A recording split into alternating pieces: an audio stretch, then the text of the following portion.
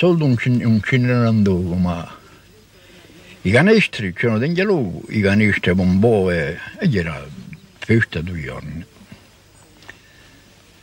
E ciò che faccio di me, senza alcuna altra filosofia, ciò che faccio di me è nati, dove c'è Bartoluzzo.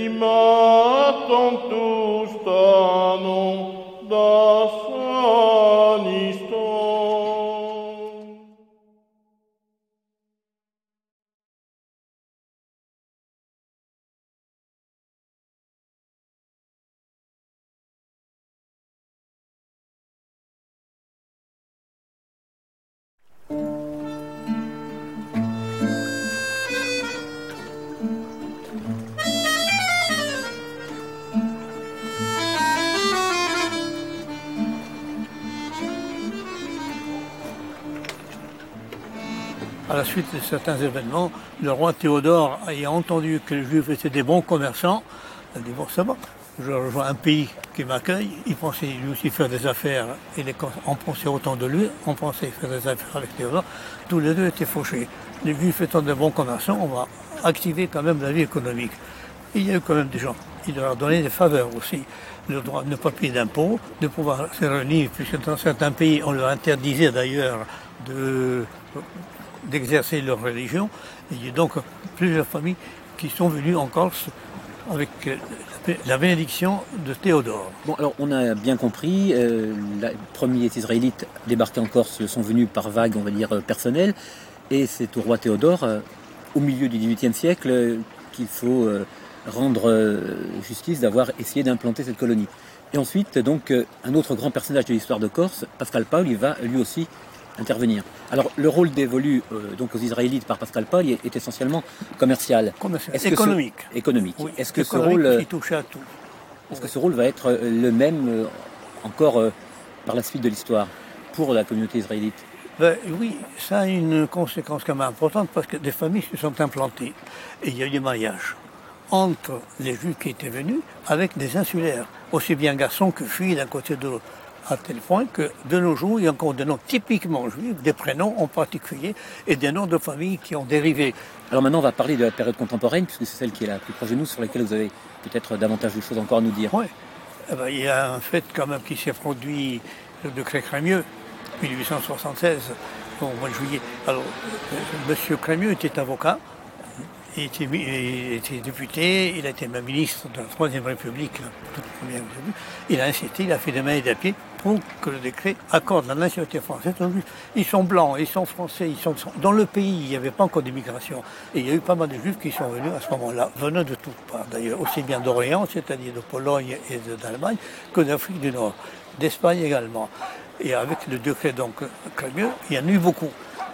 La vie continuant. De Crémieux, la fin du siècle, la guerre éclate, ceux qui étaient français, on les a mobilisés. En 1915, il y a eu un fait très grave, c'est que l'Allemagne avait été à coups d'hommes. Et parmi ses alliés, il y avait la Turquie. Et la Palestine de l'époque, tout comme la Syrie, le Liban, l'Égypte, tout ça, était sous la domination turque. Qu'est-ce qu'elle a fait la Turquie? Et s'est engagée vis-à-vis avec l'Allemagne, évidemment, pour se battre contre la France. Alors la France a récupéré des siens. Il y a eu 500 familles juives qui sont venues de la Palestine de l'époque et qui ont débarqué à Ajaccio. Ceux qui étaient français, on les a mobilisés. Il y a beaucoup d'hommes qui sont partis et des officiers qui ont été formés, qui se sont battus évidemment sous l'uniforme français avec le drapeau bleu, blanc, rouge. Et puis la guerre s'est terminée.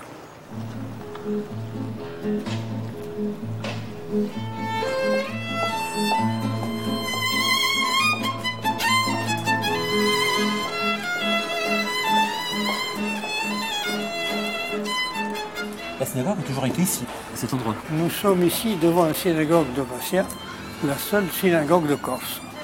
Et la communauté juive s'est réunie ici à l'occasion de toutes les fêtes depuis 1934. Des gens viennent du sud, d'ailleurs également des continentaux, des touristes. C'est la seule synagogue de Corse. Elle a cette particularité. Et des touristes israéliens qui viennent en Corse veulent voir la synagogue. Ils entendent chanter parce que s'imaginent en Israël.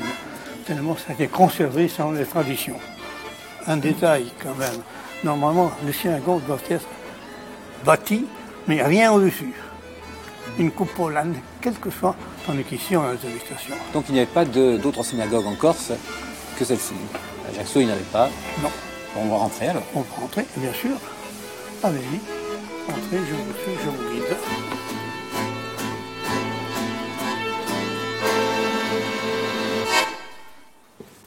Nous voici dans la salle de prière du temple israélite de Bastia, de la Corse, où la communauté juive célèbre toutes ses festivités depuis 1934. Comme vous le voyez, c'est une simple salle, il n'y a pas de reproduction ni d'êtres humains, ni d'animaux.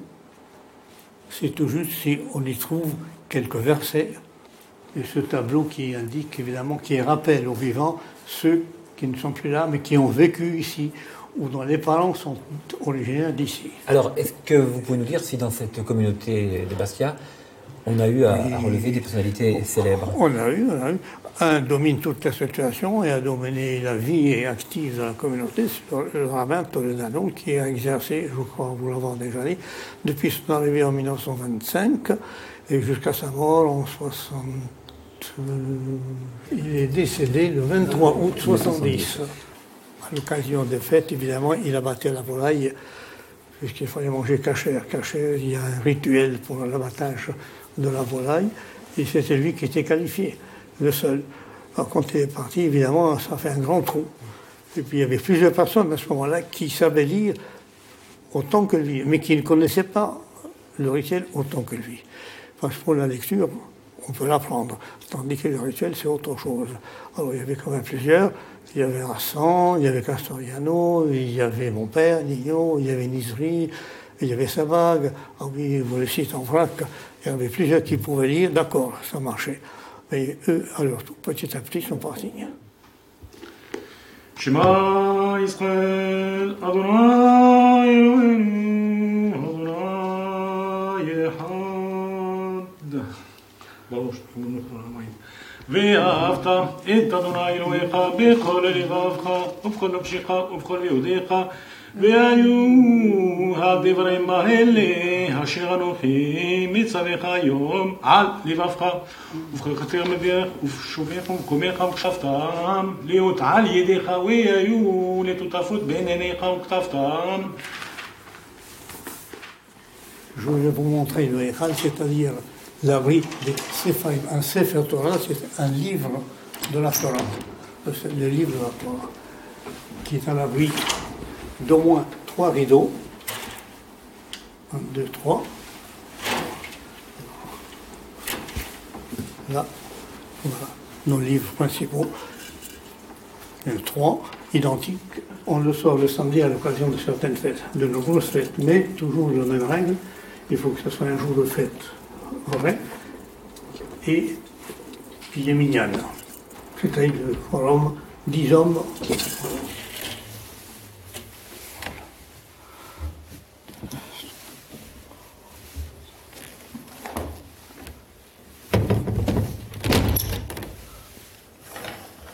Et voilà. Et alors, ces familles étaient installées dans quel quartier de Bastia? Vous en aviez à la rue droite, à la rue du lycée, au marché, il y en avait, oui. Et puis, il y en avait quelques-uns, quand même parmi les familles petites bourgeoisies, dirais-je, qui avaient des magasins sur le boulevard Paoli. Oui, alors il y avait une différence, si on peut dire. Et il y avait des gens, ceux qui étaient sur le boulevard Paoli, le 16e de Paris, c'est pas arrondissement, entendu qu'ici c'était le 18e. La rue Napoléon était aussi. La rue Napoléon, c'était particulier parce que c'était une rue très, très, très commerçante. Elle dominait le boulevard Paul, où il y avait des commerces également. Mais ça n'avait pas le même succès que ceux qui exploitaient des commerces à la rue Napoléon, sur laquelle il y avait au moins 10 à 12 commerçants juifs sur la rue, à telle enseigne qu'à un certain moment, on l'avait appelée la rue des Juifs. Alors, il y avait des marchands de chaussures, de vêtements, il y avait plusieurs, de tissus. À l'époque, on faisait beaucoup du tissu en mer, ça a disparu. Ben, c'était les Juifs qui avaient cette activité-là.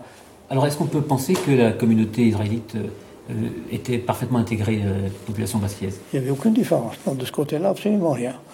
On avait normalement, et on était même plus riche, puisqu'on apportait quelque chose de nouveau que l'on perdait au fur et à mesure. Parce qu'au fur et à mesure que les années passaient, on oubliait quand même les racines juives. Petit à petit. Vous courcisiez, les parents, et oui, on se courcisait. Un juif, quand il va dans une ville où se trouve la synagogue, il cherche à habiter tout proche. Alors, beaucoup de familles étaient autour de la synagogue.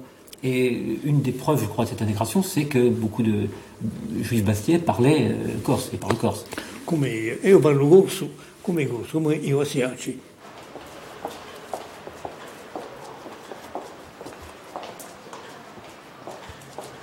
Noirs. Vous voyez les habitudes, vous voyez, vous êtes des témoins. Mais en plus, je l'ai sous la main, ce qui est chose rare. Voilà. Parce qu'ils sont là. Ok, c'est bon.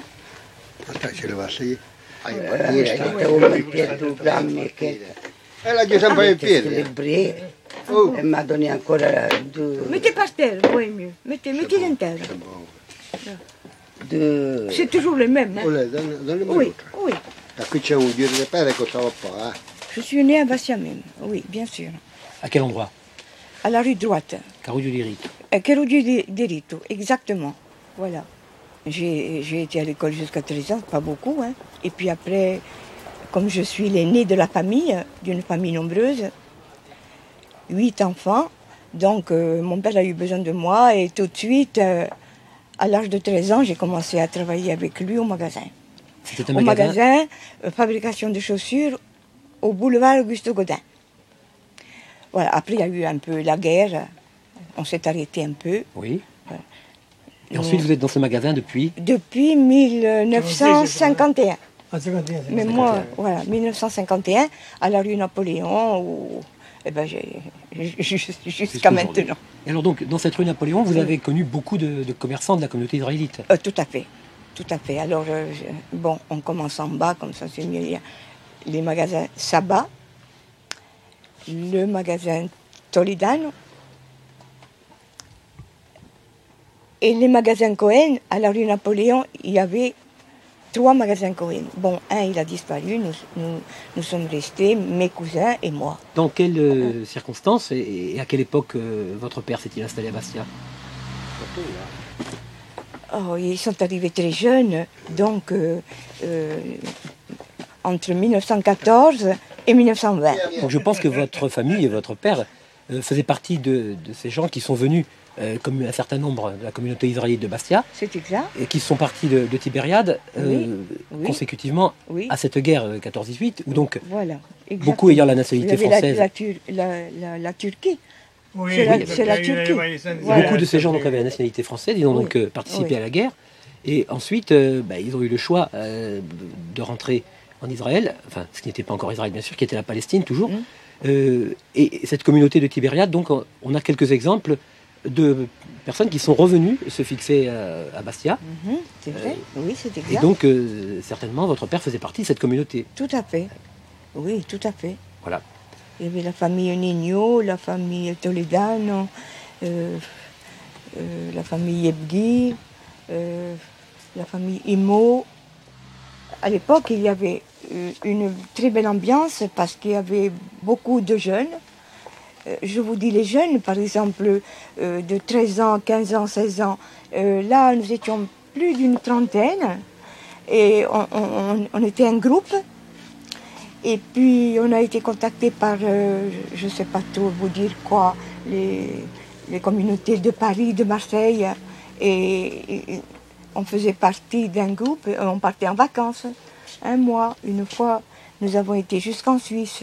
Jusqu'à l'occupation italienne, est-ce que vous aviez ressenti, de la part de la population bastiaise, une espèce d'hostilité Pas du tout. Pas du tout. Pas du tout, du tout, du tout. Pas du tout, au contraire. C'était tout Vous viviez des en harmonie amis, avec des ces gens, tout à fait.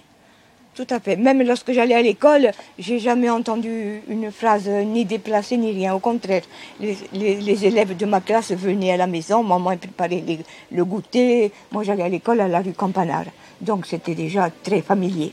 Alors, au lendemain de la guerre, comment est-ce que votre père, donc, qui avait ce magasin boulevard Auguste Gaudin, a retrouvé ce magasin? Il l'a retrouvé en mauvais état.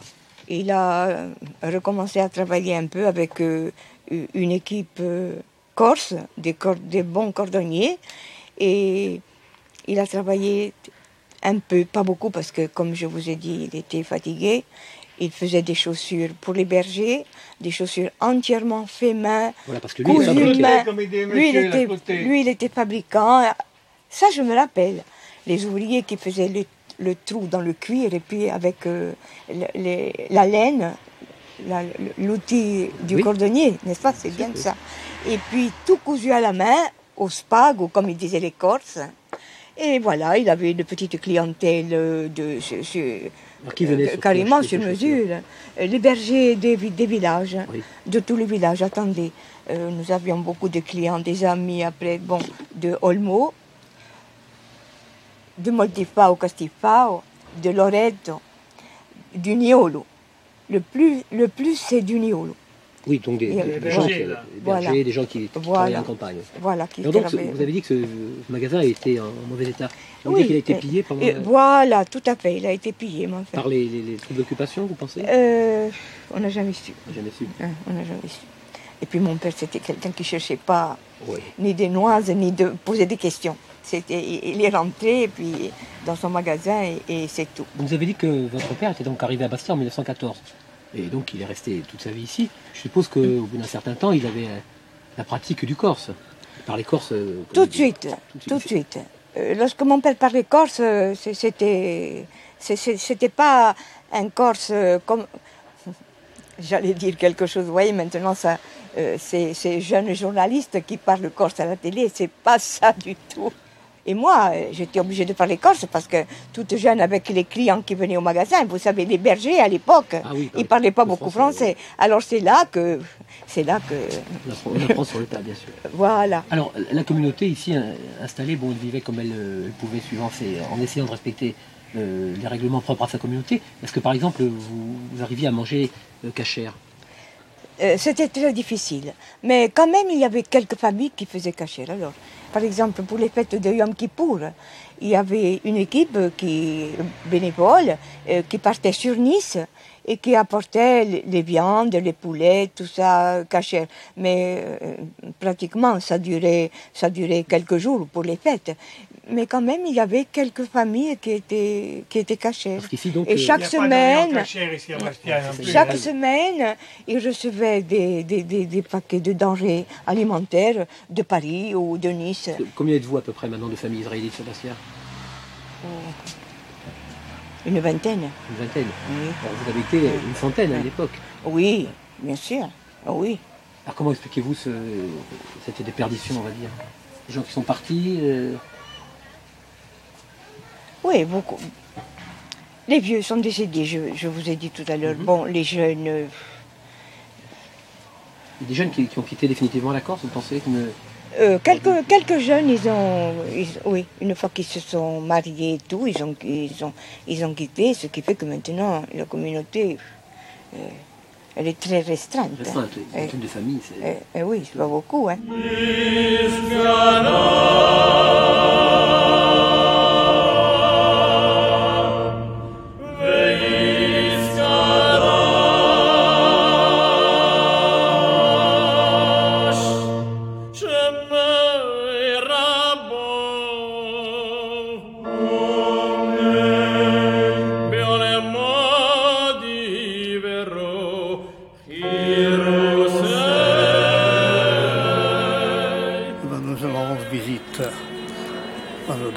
Qui sont enterrés ici. Nous avons dans la communauté 2 cimetières anciens qui, quand ils étaient pleins, on ne pensait jamais qu'il y aurait tant de juifs qui soient enterrés ici.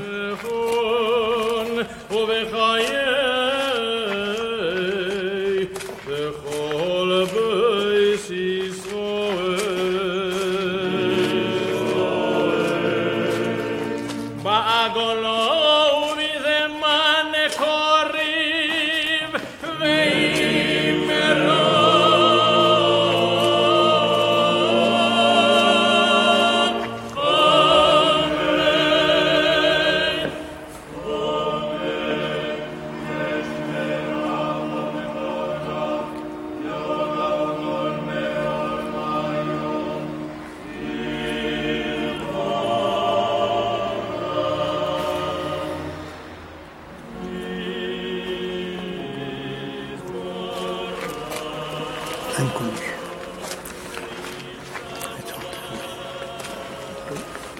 Des inconnus. Il y en a 4.